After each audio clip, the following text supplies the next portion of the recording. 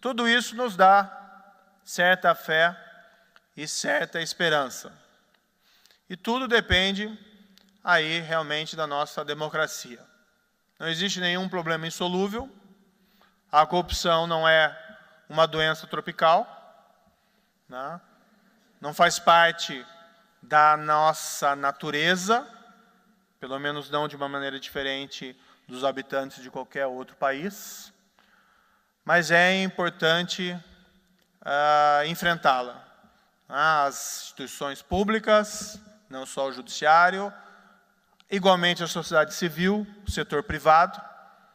Eu sempre digo em exposições, se o setor privado não paga a propina, isso já resolve o problema, né? Corrupção envolve quem paga e quem recebe, os dois são culpados. Claro que eventualmente existem situações de extorsão, mas em boa parte dos casos o que existe é corrupção mesmo, que envolve ambos os lados. E é preciso olhar para frente. Eu lembro aqui que tivemos várias conquistas históricas da democracia brasileira. O Brasil vivenciou um período longo de ditadura militar.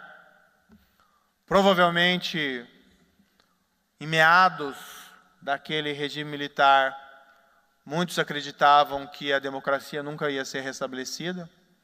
E havia até quem dissesse, um tanto quanto hipocritamente, de que o Brasil não estava preparado para ser uma democracia, que o povo não sabia votar, e que o Brasil era para ser assim mesmo, uma ditadura militar. Mas a democracia brasileira provou que essas pessoas estavam erradas, e nós tivemos aí a revitalização de todas as nossas liberdades democráticas, inclusive eleitorais, em meados da década de 80.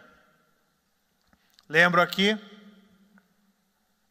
quem vivenciou o período da inflação descontrolada, né? Anos e anos sucessivos de inflação descontrolada, e as pessoas acreditavam, dentro daquele período, em determinados momentos, que o Brasil era assim mesmo, né?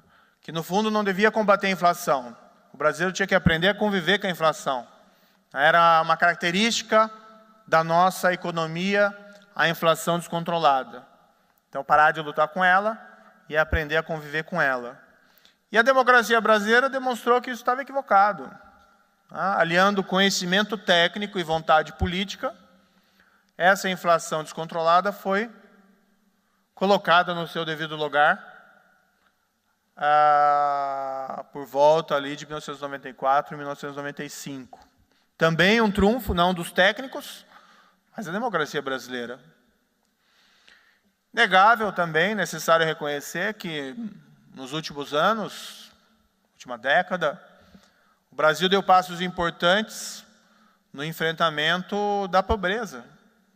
Temos benefícios assistenciais relevantes que minoraram a situação de extrema pobreza do Brasil, que também foi um trunfo da nossa democracia.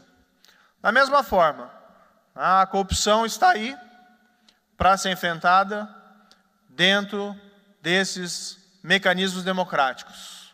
Seguindo em frente na direção certa, quem sabe nós possamos olhar para trás, daqui a 10 anos, e imaginar que esse foi um dos belos momentos da democracia brasileira, em que foi eliminada, não a corrupção, porque isso sempre vai existir, mas pelo menos a corrupção sistêmica. Quando Lula assumiu o Brasil em 2002, devíamos dívida externa 212 bilhões de reais, dívida interna 640 bilhões de reais, total da dívida 851 bilhões de reais.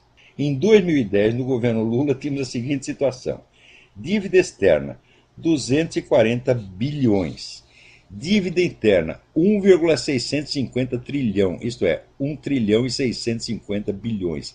Total da dívida 1,890 trilhão, 1 trilhão e 890 bilhões. Ou seja, no governo Lula, a dívida do Brasil aumentou em 1 trilhão.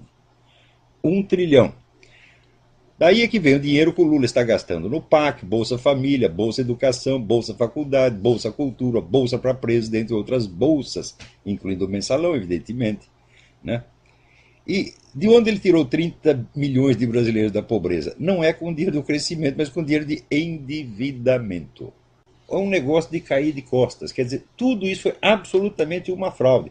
Lembra que 30 milhões de brasileiros foram retirados da pobreza, da linha da miséria, no tempo do regime militar, quando a população era um terço do tamanho que é agora. Então, 30 milhões de pessoas era um monte de gente na época. Eu acho que o Brasil, na época, tinha 70 milhões de habitantes, uma coisa assim. Quer dizer, que tirou metade, praticamente metade da população da linha da pobreza e botou todo mundo para trabalhar, inseriu as pessoas na economia. Passadas 4 décadas, o Lula faz a mesma coisa, só que não com dinheiro de crescimento, sim com dinheiro de endividamento. Ou seja, o cara é um criminoso, é tudo fraude, meu Deus do céu.